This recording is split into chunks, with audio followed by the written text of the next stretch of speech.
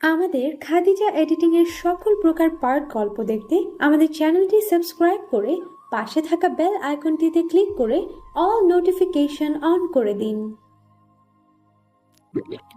এই ছাড়ো। না, ছাড়বো না। রনি, তুমি কিন্তু আগের থেকে অনেক ফাজিল হয়ে গেছো। কেন? আমার সাথে খেলে তুমি কি মজা পাও না? আমি তা বলি নাই, তোমার সাথে খেলতে অনেক ভালো লাগে, আর রাসেলের সাথে একটুও ভালো লাগে না। ওর সাথে খেলতে গেলে মজা পাই না। ঠিক আছে, এখন থেকে যে সময় ভাইয়া অফিসে থাকবে তখন দুজনে একসাথে খেলবো। ঠিকই বলেছো। ও তো আমার সাথে ঠিকভাবেই খেলতে পারে না, তুমি অনেক সুন্দর করে খেলতে পারো। ভাইয়া বড় হয়েছে ঠিকই, কিন্তু কিছু বুঝে না। ঠিক বলছো, ওকে বিয়ে না করে যদি তোমাকে করতাম তাহলে অনেক ভালো হতো। ও তো একটা হাতারাম, কিছুই বুঝে না। এতক্ষণ যাদের কথাগুলো শুনছেন তাদের হয়তো আপনারা চিনতে পারছেন, না চিনলে আমি বলি। রনি হলো আমার ছোট ভাই, আর মারিয়া আমার বউ। মারিয়ার আর আমার বিয়ে হয়েছে আজ 6 মাস হয়েছে। আমরা দুজন দুজনকে ভালোবেসে বিয়ে করেছি। রনি এবার ইন্টার ফাইনাল ইয়ারে পড়ে। বাবা মা আমাদের দুই ভাইকে রেখে না ফেরার দেশে চলে গেছে। তারপর আমি রনিকে নিয়ে ঢাকায় আসি। ঢাকায় একটা বাসা ভাড়া নিয়ে থাকলাম। তারপর রনিকে একটা কলেজে ভর্তি করে দিলাম। আমি একটা অফিসে চাকরি নিলাম। তারপর থেকে আমরা দুই ভাই সুন্দরভাবে জীবন যাপন করতে লাগলাম। আমি যে অফিসে কাজ করতাম সে অফিসে মারিয়াও আমার আগে থেকে কাজ করত। মারিয়ার সাথে কথা বলতে বলতে আমি তাকে ভালোবেসে ফেলেছি। তারপর একদিন তাকে বলে দিলাম, সেও রাজি হয়ে গেছে। সে বলল আমাকে নাকি যেদিন অফিসে দেখে সেদিন থেকে ভালোবেসে ফেলেছে। কিছুদিন যাওয়ার পর মারিয়া আমার কথা তার আব্বু আম্মুর কাছে বলে। প্রথমে তারা রাজি হয়নি, কারণ আমি এতিম ছিলাম, কিন্তু পরে মারিয়ার পাগলামি দেখে রাজি হয়ে যায়। বিয়ের পরে মারিয়াকে অফিসে চাকরি করতে দেই নাই। সুন্দরভাবে চলছিল সংসার। কিন্তু আজকে আমি অফিস বাসায় এসে কলিং বেল চাপ দেওয়ার পর খালা এসে দরজা খুলে দিল। তারপর আমি নিজের রুমের সামনে যাওয়ার পর রনি আর মারিয়ার কথাগুলো শুনতে লাগলাম। আমি এখন ভাবতে লাগলাম, মারিয়া লাস্ট পর্যন্ত আমার ভাইয়ের সাথে ছি ছি ছি, আমার ভাবতে অবাক লাগছে। মারিয়া এত খারাপ হয়ে গেছে। আমি দাঁড়িয়ে না থেকে রুমের দরজায় টোকা দিলাম। তখন মারিয়া এসে দরজা খুলে দিল। আমাকে দেখে বলল, তুমি কখন আসলে? এই তো মাত্র আসলাম। আমি ভিতরে ঢুকে দেখি রনির গায়ে জামা নেই, শুধু পরনে প্যান্ট ছিল। আমাকে দেখে জামা গায়ে দিল। ভাইয়া, আমার কিছু টাকা লাগবে। কত লাগবে?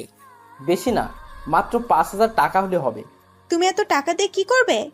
কলেজ থেকে বন্ধুদের সাথে সিলেট ঘুরতে যাব। ঠিক আছে, যাওয়ার সময় নিয়ে যাস। ঠিক আছে ভাইয়া। বলে রুম থেকে বেরিয়ে গেল। তুমি ফ্রেশ হয়ে আসো, আমি তোমাকে কফি বানিয়ে দিচ্ছি। আমি এখন কফি খাবো না, আমি একটু বাইরে যাব। ঠিক আছে, তাহলে ফ্রেশ হয়ে আসো, আমি রান্নাঘরে যাচ্ছি।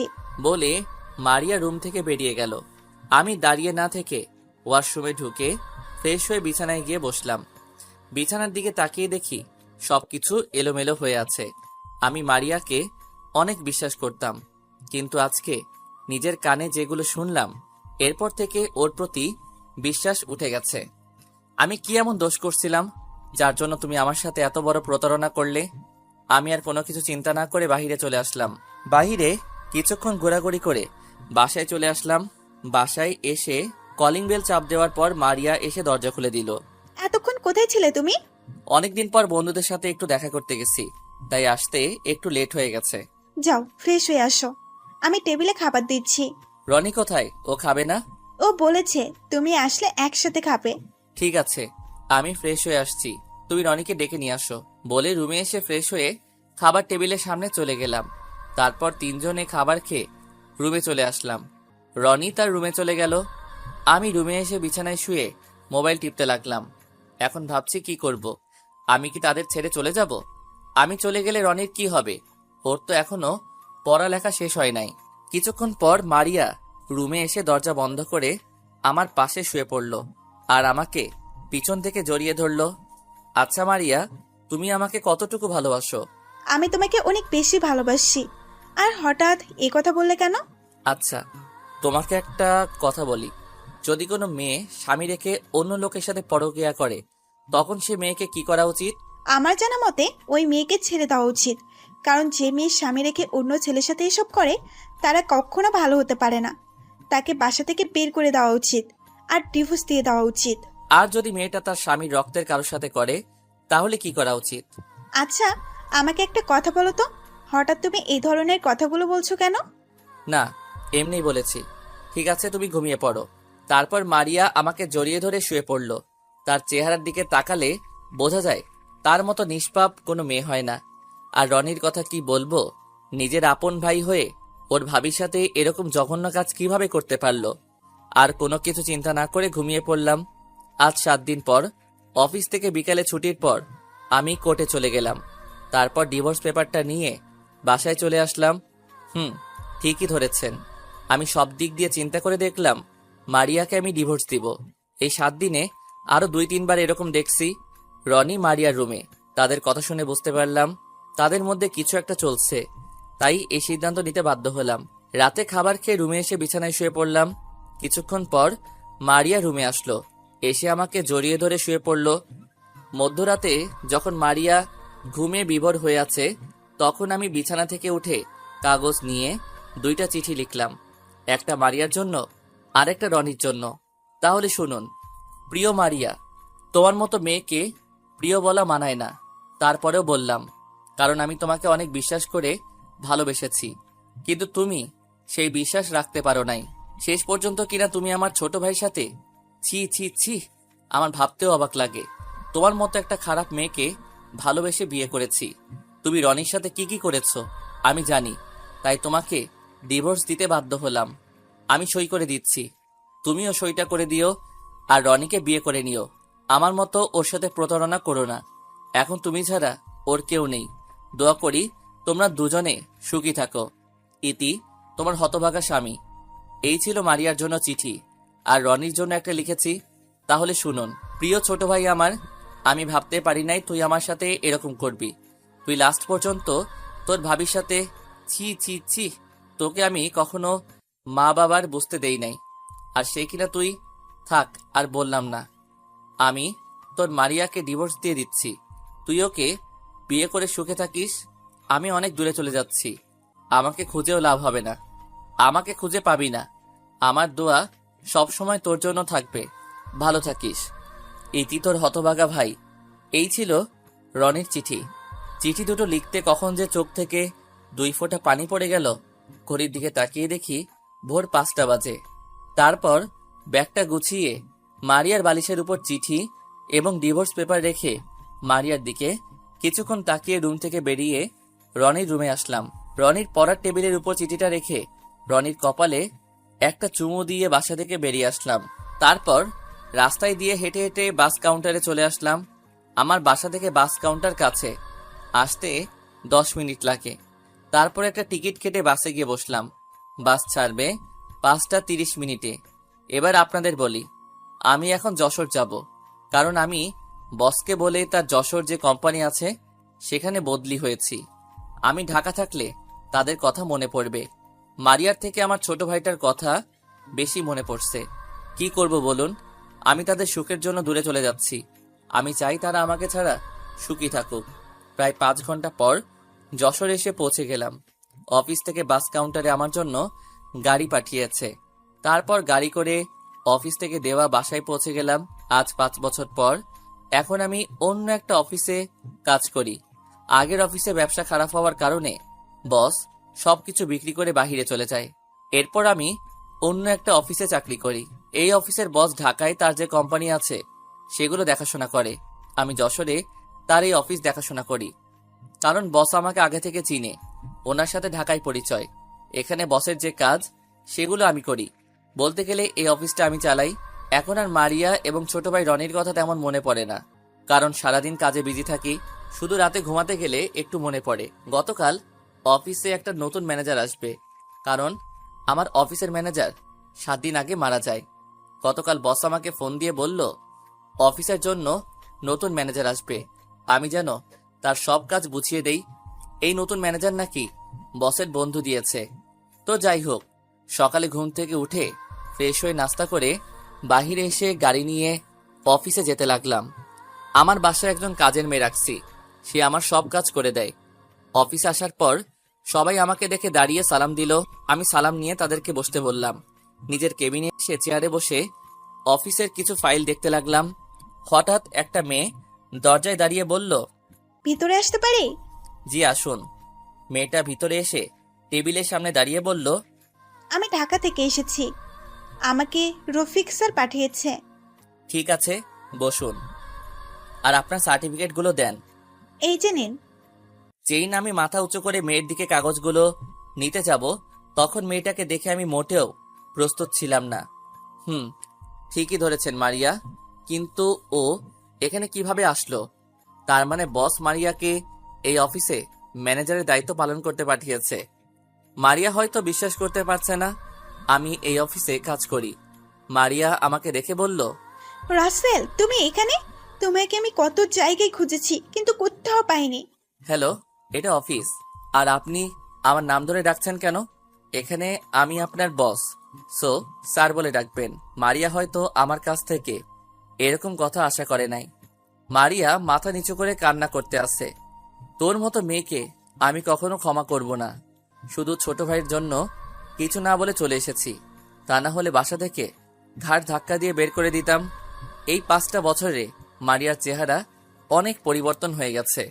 কেমন যেন চেহারাটা আগের থেকে খারাপ হয়ে গেছে, আগের থেকে শুকিয়ে গেছে। হয়তো রনিকে বিয়ে করে সুখে নেই, আর এত বছরে হয়তো ছেলে সন্তান হয়ে গেছে। আমার সাথে চলুন, আপনার কাজগুলো বুঝিয়ে দিচ্ছি। মারিয়া কোনো কথা না বলে আমার পিছনে আসতে লাগলো। আমি আগে সবার সাথে পরিচয় করিয়ে দিলাম, তারপর মারিয়ার কেবিনে গিয়ে তাকে কাজ বুঝিয়ে দিয়ে নিজের কেবিনে চলে আসলাম। নিজের কেবিনে বসে ল্যাপটপে কাজ করতে লাগলাম। হঠাৎ রিয়া দরজার সামনে দাঁড়িয়ে বলল, আসতে পারি স্যার? আসো। স্যার, এই ফাইলটায় একটা সই লাগবে। ঠিক আছে, দাও। রিয়ার ফাইলটা সই করে দিলাম। রিয়া কেবিন থেকে চলে গেল। এখন আমি ভাবতে লাগলাম, রনি কোথায় আছে, কি করে? ওর চেহারা দেখি না। আজ 5 বছর হয়েছে। দুনিয়ায় আমি ছাড়া তার আপন কেউ নেই। মারিয়াকে কি জিজ্ঞেস করব? না না, ওকে বলা যাবে না। এত বছর যখন ভুলে থাকতে পারছি, এখনো পারবো। কি না করেছি তাদের জন্য, তার প্রতিদান এইভাবে দিল। রনির কথা মনে পড়তো না যদি মারিয়াকে না দেখতাম। হয়তো তারা এখন বিয়ে করে সুখে আছে। থাকুক তারা সুখে, আমি তো ডিভোর্স দিয়ে চলে এসেছি। এসব কথা ভাবতে ভাবতে দুপুরের খাবারের টাইম হয়ে গেছে। কেবিন থেকে বেরিয়ে আসতেই মারিয়ার কেবিনের দিকে তাকালাম। দেখি মাথা নিচু করে বসে আছে, হয়তো কান্না করছে। কান্না করলে আমার কি, তারপরেও কেমন যেন খারাপ লাগছে তাকে দেখে। তাই দাঁড়িয়ে না থেকে তার কেবিনের দরজায় দাঁড়িয়ে বললাম, ভিতরে আসতে পারি? আরে স্যার, আসুন, আমার কেবিনে আসতে অনুমতি লাগবে না। আমি ভিতরে ঢুকে দেখি মারিয়ার চোখ লাল হয়ে আছে, হয়তো অনেক কান্না করছে। আমি তার সামনে গিয়ে বললাম, আপনি খাবার খাবেন না? সবাই তো খাবার খেতে চলে গেছে। আমার খিদে নাই। আপনি তো খাবার না খেলে অসুস্থ হয়ে যাবেন। আমি জানি মারিয়া ঠিক টাইমে খাবার না খেলে অসুস্থ হয়ে যায়, তাই বললাম, আমার কিছুই হবে না, আপনি গিয়ে খেয়ে আসুন। আমি আর কোনো কথা না বলে কেবিন থেকে বেরিয়ে এসে ক্যান্টিনে এসে খাবার খেয়ে মারিয়ার জন্য 1 প্যাকেট বিরিয়ানি নিয়ে গেলাম। ভিতরে ঢুকে দেখি মারিয়া মাথা নিচু করে বসে আছে। নিন, খাবারটা খেয়ে নিন। আর এটা অফিস, ঘুমানোর জায়গা না। আমি গেলাম, আমার হাতে কাজ আছে। আমি বলছি খাবো না, আপনি খাবার নিয়ে যান। খাবার খাবেন না ফেলে দিবেন সেটা আপনার ব্যাপার। আমি গেলাম বলে মারিয়ার কেবিন থেকে বেরিয়ে এসে নিজের কেবিনে চলে আসলাম। চেয়ারে বসে কাজ করতে লাগলাম। হঠাৎ ফোনটা বেজে উঠল। তাকিয়ে দেখি বস ফোন দিছে। আসসালামু আলাইকুম স্যার, কেমন আছেন?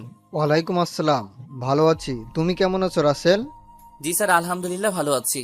তোমাকে যে কারণে ফোন দিয়েছি, মারিয়াকে এখন থেকে তোমার সাথে করে অফিসে নিয়ে যাবে এবং বাসায় নিয়ে আসবে। আর তুমি যে ফ্ল্যাটে থাকো তার পাশে যে ফ্ল্যাটটা খালি আছে সেখানে মারিয়াকে থাকার ব্যবস্থা করে দিবে। ঠিক আছে স্যার। শালা আর কাউকে পেলি না, যার জন্য 5 বছর দূরে চলে এসেছি, এখন তাকে সাথে করে অফিসে নিয়ে এবং বাসায় নিয়ে আসবো? ফোন কেটে কাজে মন দিলাম। বিকেলে অফিস ছুটি হওয়ার পর বাহিরে আসলাম। বাহিরে এসে দেখি মারিয়া দাঁড়িয়ে আছে। আমি গাড়ি বের করে তার সামনে গেলাম। গাড়িতে উঠুন। মারিয়া গাড়ির পিছনে উঠতে গেলে আমি তাকে বলি, আমাকে কি আপনার ড্রাইভার মনে হয়? কেন স্যার? তাহলে তুমি, সরি, আপনি গাড়ির পিছনে বসতে গেলেন কেন? সামনে এসে বসুন। মারিয়া কোনো কথা না বলে সামনের সিটে এসে বসলো। আমি মনে মনে বলি, তোর মতো মেয়েকে উচিত শিক্ষা না দিলে ভালো হবি না। তারপর আমি গাড়ি চালিয়ে বাসায় চলে আসলাম। মারিয়া গাড়ি থেকে নেমে দাঁড়িয়ে রইল। আমি গাড়িটা পার্কিং করে আসার পর তাকে বলি আমার সাথে আসার জন্য। মারিয়া আমার পিছনে পিছনে আসতে লাগলো। মারিয়া হয়তো ভাবছে লিফটে করে যাব, কিন্তু না, আমি তাকে হাঁটাতে হাঁটাতে আমার সাথে করে উপরে নিয়ে আসলাম। 3 তলায় আসার পর তার ফ্ল্যাটের চাবি ওর হাতে দিলাম। এটা আপনার রুম, আর পাশেরটা আমার। আর যদি কিছু লাগে আমাকে বলবেন। আর এই নিন আপনার অগ্রিম 1 মাসের বেতন। যা যা লাগবে কিনে নিবেন। আপনার নাম্বারটা দেওয়া যাবে? কেন, নাম্বার দিয়ে কি করবেন? না, যদি কিছু দরকার হয় তাহলে আপনাকে ফোন দিয়ে বলতাম। ঠিক আছে, নিন। তারপর নাম্বার দিয়ে আমি আমার রুমে ঢুকে গেলাম। তার রাতে খাবার খেতে যাওয়ার পর মারিয়ার কথা মনে পড়ল। ও হয়তো কিছু খায়নি, তাই কাজের মেয়ের হাতে ওর জন্য খাবার পাঠিয়ে দিলাম। কেন জানি মারিয়াকে দেখে অনেক মায়া লাগে। খাবার খেয়ে রুমে চলে আসলাম। রুমে এসে শুয়ে শুয়ে ভাবতে লাগলাম, কেন করেছিলে আমার সাথে এরকম? যদি এরকম না করতে তাহলে কত সুন্দর করে জীবনযাপন করতে। তোমার কোনো কিছুর কমতি রাখি নাই। তোমাকে ভালোবাসাটা আমার অপরাধ ছিল, তাহলে কেন করলে এমন? আমি তো কোনো দোষ করি নাই। তুমি জানো, এখনো রাতে শুতে গেলে তোমার কথা মনে পড়ে। ইচ্ছে করে তোমাকে গিয়ে জড়িয়ে ধরে বলি আমি তোমাকে এখনো ভালোবাসি মারিয়া, কিন্তু সেটা বলার অধিকার তুমি রাখো নাই। দেখতে দেখতে 1 মাস চলে গেল। মারিয়া আমার সাথে তেমন কথা বলে না, শুধু কাজ ছাড়া বাড়তি কথা বলে না।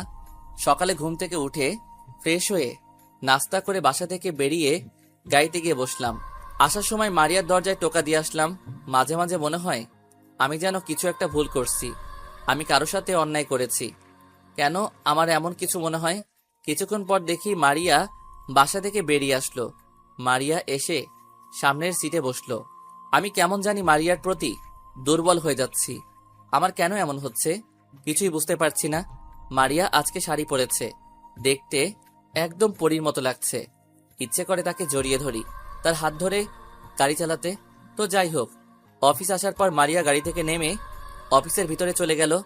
আমি গাড়ি পার্কিং করে ভিতরে গেলাম, নিজের কেবিনে গিয়ে কাজ করতে লাগলাম। হঠাৎ করে একটা ছেলে বলল, আসতে পারি স্যার? আসুন। আপনি কেমন আছেন স্যার? আলহামদুলিল্লাহ ভালো আছি, আপনি কেমন আছেন? স্যার, আমি আপনার ছোট, আমাকে নাম ধরে ডাকলে খুশি হব। ঠিক আছে, তো কি চাই এখন? স্যার, আমার একটা কাজের খুব দরকার। কিন্তু আমাদের অফিসে তো কোনো পদ খালি নেই। আমি একটা কথা বলে রাখি, আমি এখনো ছেলেটার দিকে তাকাইনি। আমি একটা ফাইলের কাজ করতে আসি। স্যার, অনেক কষ্টে আছি, যদি চাকরিটা দিতেন অনেক উপকার হতো। আপনার পরিবারে কে কে আছে? পরিবারে সবাই আছে, শুধু একটা হারামি বন্ধু ছিল, শালা 5 বছর আগে হারিয়ে গেছে। আপনার সে বন্ধুর নাম কি? কোথায় থাকে? কি করে? আমি এবার 1 চোখ কানা করে তার চেহারা দেখছি। তাকে দেখে আমি পুরো অবাক হয়ে গেলাম। এই শালা এখানে কিভাবে আসলো? ও আর কেউ নয়, আমার বন্ধু রাফি। ওর সাথে পরিচয় ঢাকায়। আমি আগে যে অফিসে চাকরি করতাম সেখান থেকে পরিচয়। রাফি আমার কথা শুনে চেয়ার থেকে উঠে এসে আমাকে মারতে শুরু করলো। আরে থাম থাম, এইভাবে মারলে তো মরে যাব। শালা তোকে আজকেই মেরে ফেলবো। এতদিন কোথায় ছিলি? তোর নাম্বার বন্ধ, তোর কোনো খোঁজ খবর নেই। কোথায় হারিয়ে গেলি? তোকে এসব পরে বলবো, আগে বল তুই এখানে কিভাবে? আর আমি যে এই অফিসে কাজ করি তুই জানলি কিভাবে? আমি যশোর অফিসে কাজের জন্য এসেছি। হঠাৎ তোকে দেখি তুই গাড়ি নিয়ে এই অফিসে ঢুকলি। তারপর দারোয়ানকে বলে ভিতরে আসি। ও, খুব ভালো করেছিস। বল কি খাবি, চা না কফি? চা হলেই হবে। ঠিক আছে, আমি চাচাকে বলে দিচ্ছি। আমি ফোন দিয়ে পিয়ন চাচাকে বললাম 2টো চা নিয়ে আসতে। এবার তোর কথা বল, কি কারণে এখানে চলে আসলি? তাহলে শোন। তারপর রাফিকে সবকিছু খুলে বললাম। আমার মনে হয় তোর কোনো ভুল হচ্ছে। কেন বললি এ কথা? আমি নিজের কানে শুনেছি। একদিন রনিকে খালি গায়ে দেখেছি, শুধু পরনে প্যান্ট ছিল। সেদিন বিছানা পুরো এলোমেলো ছিল। তারপরও বলবি তারা কিছু করে নাই? তারপরেও বলবো তোর কোথাও ভুল হচ্ছে, কারণ তুই তাদের কথা শুনলি, বিছানা এলোমেলো দেখলি, রোয়ানিকে খালি গায়ে দেখলি, আবার বলছিস তার পরনে প্যান্ট ছিল। তাহলে কেমনে বিশ্বাস করি? তুই যদি নিজের চোখে দেখতি তাহলে বিশ্বাস করতাম। এখানে হয়তো তোর কোনো ভুল আছে। তুই যদি তাদের হাতে নাতে ধরতি তাহলে মানা যেত। তোর জিনিসটা ভালো করে যাচাই বাছাই করা দরকার ছিল। আর যেটা মনে হয়েছে সেটা বললাম, বাকি তোর বুঝ। তারপর রাফি আরো কিছুক্ষণ থেকে চলে গেল। আমি কিছুক্ষণ কাজ করে কেবিন থেকে বেরিয়ে মারিয়ার কেবিনের দিকে তাকালাম। ওর দিকে তাকিয়ে দেখি কার সাথে যেন ফোনে হেসে হেসে কথা বলছে। হয়তো রনির সাথে কথা বলছে। বিকেলে অফিস থেকে বাসায় যাওয়ার সময় মারিয়াকে জিজ্ঞেস করলাম, রনি এখন কি করে, কোথায় থাকে? কিছুদিন হয়েছে পড়ালেখা শেষ করেছে, এখন একটা অফিসে চাকরি করে। তার পড়ালেখার খরচ কিভাবে চলছে? আমি একটা অফিসে চাকরি নিচ্ছি, যা বেতন পেতাম তাদের সংসার চালিয়েছি, আর রনের পড়ালেখা চলছে। ও, আমি আর কোনো কথা বললাম না। বেশি কথা বললে তার মায়ায় পড়ে যাব। এমনি তাকে দেখলে আমি কেন জানি ওর প্রতি দুর্বল হয়ে পড়ি। বাসায় আসার পর মারিয়া গাড়ি থেকে নেমে চলে গেল। আমি গাড়ি পার্কিং করে বাসার ভিতরে চলে গেলাম। পরের দিন অফিসে বসে কাজ করতে আসি। হঠাৎ একটা পিচ্চি মেয়ে আমার রুমে আসলো।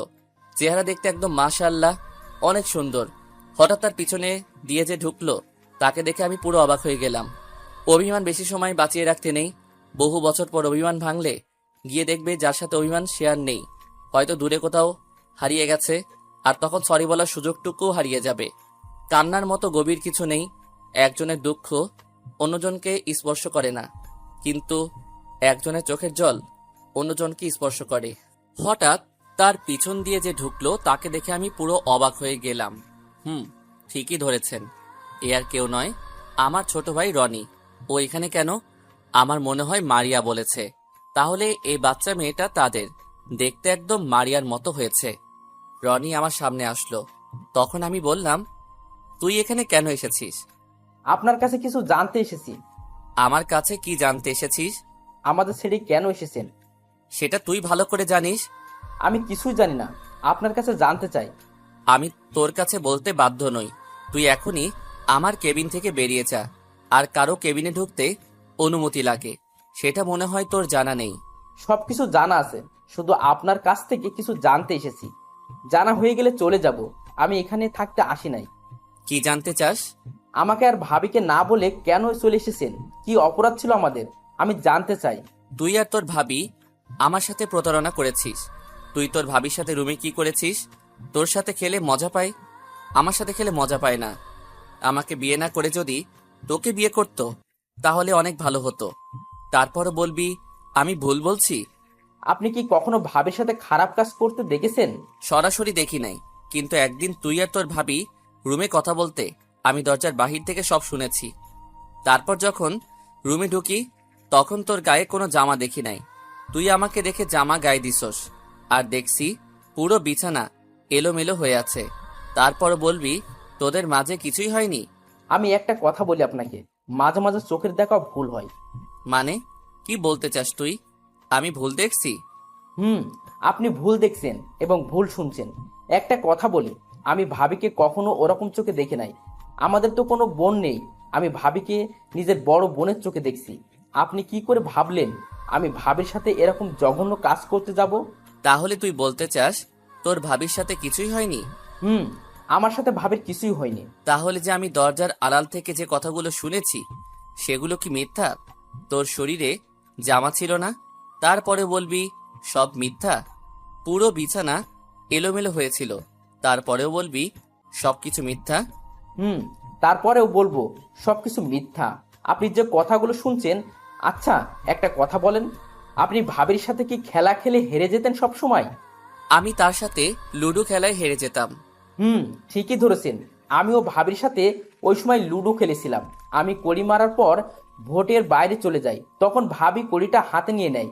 আমি শয়তানি করে তার থেকে কড়িটা নিতেছিলাম, তখন ভাবি বলে গড়িটা ছেড়ে দিতে, কিন্তু আমি ছাড়ি নাই। ভাবি আবার বলে আমি অনেক ফাজিল হয়ে গেছি। তাহলে যে তোর ভাবি তোকে বলল আমাকে বিয়ে না করে যদি তোকে বিয়ে করত, তাহলে অনেক ভালো হতো। আর তোর শরীরে জামা ছিল না কেন? বিছানা এলোমেলো ছিল কেন? আমাকে বিয়ের কথা তো মজা করে বলেছে, আর আমার শার্টের বোতাম একটা খুলে পড়ে গেছে। ওই ভাবিকে বললাম বোতামটা লাগিয়ে দিতে, তারপর ভাবি বলল শার্টটা খুলে দিতে। আমি তাকে শার্টটা খুলে দিই, তারপর ভাবি বোতাম লাগিয়ে দেয়। আর বিছানা এলোমেলো হয়েছিল, কারণ লুডোর কড়িটা কাড়াকাড়ি করার সময় এলোমেলো হয়ে যায় বিছানা। তার মানে তোদের মাঝে কিছুই হয়নি। আমি খালি খালি সন্দেহ করে তোদেরকে ভুল বুঝলাম। আমার জিনিসটা ভালো করে যাচাই বাছাই করার দরকার ছিল। আমি না বুঝে এত বড় কাজ কিভাবে করলাম? একটা কথা বলি আপনাকে, ভাবি আপনাকে অনেক ভালোবাসে। আপনার চিঠিটা পড়ে ভাবি পুরো অবাক হয়ে যায়। তার থেকে আরো বড় অবাক হয় ডিভোর্স পেপার পেয়ে। তখন ভাবি আমার রুমে কান্না করতে আসে, আমার হাতে আপনার চিঠি আর ডিভোর্স পেপার দেয়। তখন আমি চিঠিটা পড়ে আমিও অবাক হয়ে যাই। হঠাৎ আমার টেবিলের ওপর একটা কাগজের ওপর চোখ যায়। চিঠিটা হাতে নিয়ে পড়তে থাকি। পড়ে আমি নিচে বসে যাই। তারপর ভাবি আর আমি অনেক কান্না করি, আপনাকে অনেক খোঁজাখুঁজি করি, কিন্তু কোথাও পাইনি। 2 মাস পর ভাবি একটা অফিসে চাকরি নেয় আর আমার পড়ালেখার খরচ চালায়। ভাবির কষ্ট দেখে আমিও কয়টা টিউশনি করাই।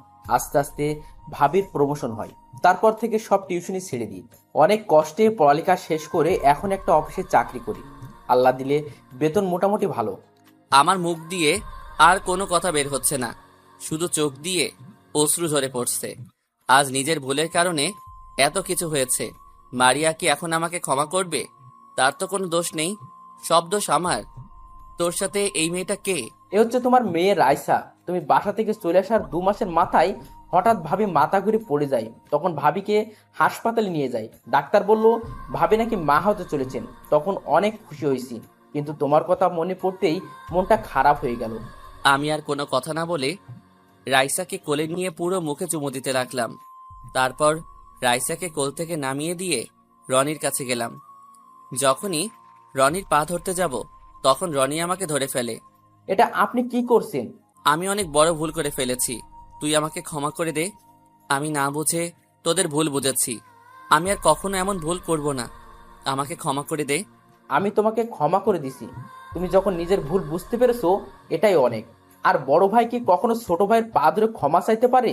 তোমাকে ফিরে পেয়েছি, এটাই অনেক। এখন মারিয়া কি আমাকে ক্ষমা করবে আমি যে ভুল করেছি? শোনো ভাইয়া, ভাবি এই 5টি বছর অনেক কষ্টে কাটিয়েছে। শুধু তোমার অপেক্ষা এখনো পড়ে আছে। তুমি ভাবির কাছে ক্ষমা চেয়ে নাও, দেখবে ভাবি তোমাকে ক্ষমা করে দিবে। ঠিক আছে, আমি এখনই যাচ্ছি। ঠিক আছে, তাহলে আমি চলে যাই। আগামীকাল অফিস আছে, একদিনের ছুটি নিয়ে এসেছি। ভাবি এতদিন তোমার কথা বলে নাই, হঠাৎ গতকাল বলেছে, তাই অফিস থেকে ছুটি নিয়ে রাইসাকে সাথে করে নিয়ে এসেছি। আমি চলে যাই। ভাবি তোমাকে ক্ষমা করে দিলে ঢাকায় চলে এসো। তুই তো কিছুই খেলি না। আজকে এমনি খুশিতে সব খিদে চলে গেছে। তুমি ভাবিকে আপন করে নিয়ে আসো, তখন তো একসাথে খাবো। আর কোনো কথা না বলে রনি কেবিন থেকে বেরিয়ে গেল। আমি রাইসাকে কোলে নিয়ে কপালে চুমু দিয়ে মারিয়ার কেবিনে গেলাম। কেবিনে ঢুকে দেখি মারিয়া কার সাথে যেন মোবাইলে হেসে হেসে কথা বলছে। আমাকে ঢুকতে দেখে ফোন কেটে দিল। আর আমার কোলে রাইসাকে দেখে চেয়ার থেকে উঠে এসে আমার কোল থেকে নিয়ে গেল। আমি সাথে সাথে মারিয়ার পা জড়িয়ে ধরে বলতে লাগলাম, মারিয়া, তুমি আমাকে ক্ষমা করে দাও। আমি বুঝতে পারি নাই, আমি না দেখে তোমার সাথে অনেক বড় অন্যায় করেছি। প্লিজ তুমি আমাকে ক্ষমা করে দাও। আমি কথা দিচ্ছি আর কখনো এমন করব না। তুমি আমাকে আরেকটি সুযোগ দাও, আমি তোমাকে ছেড়ে কখনো যাব না। স্যার, এটা আপনি কি করছেন? আমার মতো খারাপ মেয়ে হয় না। আমি একটা প্রতারক, ধোঁকাবাজ, যে নিজের দেবরের সাথে খারাপ কাজ করতে পারি। সে মেয়ের কাছে কেন ক্ষমা চাইছেন? আমি বুঝতে পারি নাই, আমার দরকার ছিল আগে জিনিসটা যাচাই বাছাই করার, কিন্তু আমি কিছুই না করে তোমাদেরকে সন্দেহ করছি। প্লিজ এবারের মতো মাফ করে দাও। আপনি জানেন, এই মনে শুধু আপনার জন্য ঘর সাজিয়েছি, আপনাকে অনেক ভালোবেসেছি, কিন্তু তার ফল আপনি কি দিলেন? আমাকে ডিভোর্স দিলেন। আপনি জানেন, যখন বলেছিলেন আমি রনের সাথে খারাপ কাজ করেছি, তখন মনে হয়েছে আমার মাথায় যেন আকাশ। এক ফোঁটা চোখের পানি ঝরার চেয়ে এক ফোঁটা রক্ত ঝরা অনেক ভালো, কারণ এক ফোঁটা রক্ত বের হতে হালকা ব্যথা লাগে, আর এক ফোঁটা চোখের জল পুরো হৃদয় ছিঁড়ে বের হয়। আমরা কি আবার আগের মতো করে শুরু করতে পারি না? সে অধিকার আপনি রাখেন নাই। যদি আগের মতো করে শুরু করতে চাইতেন, তাহলে আমাকে কখনো ডিভোর্স দিতে পারতেন না। আপনি আমার কেবিন থেকে বেরিয়ে গেলে খুশি হব। আমি আর কোনো কথা না বলে মারিয়ার কেবিন থেকে বেরিয়ে গেলাম। কান্না করতে করতে পুরো জামা ভিজে গেছে। নিজের কেবিনে এসে চেয়ারে বসে কান্না করতে লাগলাম। আমি তোমাকে আপন করে নিব মারিয়া, তুমি যত কষ্ট দাও, অপমান করো, আমি কিছু বলবো না। তুমি মনে করছো আমি কষ্ট পাইনি, আমিও পেয়েছি। আজ আমার ভুলের জন্য এত কিছু হয়েছে। ওয়াশরুমে ঢুকে ফ্রেশ হয়ে কাজে মন দিলাম, কিন্তু কোনোভাবে কাজ করতে পারছি না, তাই কেবিন থেকে বেরিয়ে গেলাম। বাহির হওয়ার সময় মারিয়ার কেবিনের দিকে তাকিয়ে দেখি আবারও কার সাথে যেন হেসে হেসে কথা বলছে মোবাইলে। অফিস থেকে বাহিরে আসার সময় দেখি রাইসা একা একা খেলতে আছে। তখন আমি তার কাছে গেলাম। রাইসা মামুনি, আব্বুর কাছে এসো। তুমি আমার আব্বু না। তোমাকে কে বলছে আমি তোমার আব্বু না? আম্মু বলেছে। তোমার আম্মু মিথ্যা কথা বলেছে। তাহলে তুমি আমাদের সাথে ছিলে না কেন? আমি দেখেছি আম্মু প্রতিদিন রাতেই তোমার ছবি বুকে নিয়ে কান্না করে। তুমি আমার আম্মুকে অনেক কষ্ট দিয়েছো। আমি তোমাকে আব্বু বলে ডাকবই না কখনো। আমার ভুল হয়ে গেছে মামনি, তোমার এই বাবাকে মাফ করে দাও। যদি আম্মু তোমাকে মাফ করে দেয় তাহলে আমিও তোমাকে মাফ করে দিব আর আব্বু বলেও ডাকবো। এ কথা বলে রাইসা মারিয়ার কেবিনে চলে গেল। এখন নিজেকে শেষ করে দিতে ইচ্ছে করছে। আজ আমার ভুলের জন্য আমার মেয়েও রাগ করে আছে। আল্লাহ, তুমি বলে দাও এখন আমি কি করব? নিজের মেয়ের মুখে বাবা ডাকটা শুনতে পেলাম না। আমি একজন পাপী। আজ আমার জন্য এত কিছু হয়েছে।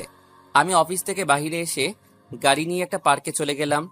একটা নিরিবিলি জায়গায় বসে চোখের পানি ফেলতে লাগলাম। মারিয়াকে অনেক কষ্ট দিয়েছি, তাই এখন আমার উপর অভিমান করে আছে। হঠাৎ একটা জায়গায় চোখ পড়ল। রিয়ার মতো মেয়েকে দেখে একটা ছেলেকে জড়িয়ে ধরে বসে আছে। আমি তাদের সামনে গেলাম। রিয়া আমাকে এখানে হয়তো আশা করে নাই। স্যার আপনি এখানে? এমনি আসলাম, অফিসে ভালো লাগছে না, তাই পার্কে আসলাম। তা তুমি আজকে অফিসে যাও নাই কেন? আসলে স্যার সকালে ঘুম থেকে উঠতে দেরি হয়ে গেছে, তাই আর অফিসে যাইনি। সরি স্যার, কালকে থেকে এরকম হবে না। তা ওকে তোমার সাথে? আসলে স্যার মানে বুঝতে পেরেছি। তা কতদিনের সম্পর্ক? আজ 2 বছরের। তোমার বাবা মা জানে? এখনো জানাই নাই। জীবন এখনো কোনো কাজ পায়নি, টাকার জন্য চাকরি করতে পারছে না। তুমি কতটুকু পর্যন্ত পড়েছো? স্যার অনার্স কমপ্লিট করেছি। ঠিক আছে, কালকে সার্টিফিকেটগুলো নিয়ে অফিসে দেখা করবে। ধন্যবাদ স্যার। এখানে ধন্যবাদ দেওয়ার কিছু নেই, তোমার সমস্যার কারণে চাকরিটা দিতেছি। স্যার আপনি অনেক বড় উপকার করলেন। ঠিক আছে, তাহলে এখন যাই। কালকে ওকে নিয়ে অফিসে চলে আসবে। ঠিক আছে স্যার। আমি আর কোনো কথা না বলে পার্ক থেকে বেরিয়ে এসে গাড়ি নিয়ে সোজা অফিসে চলে গেলাম। খাওয়া দাওয়া কিছু ভালো লাগছে না।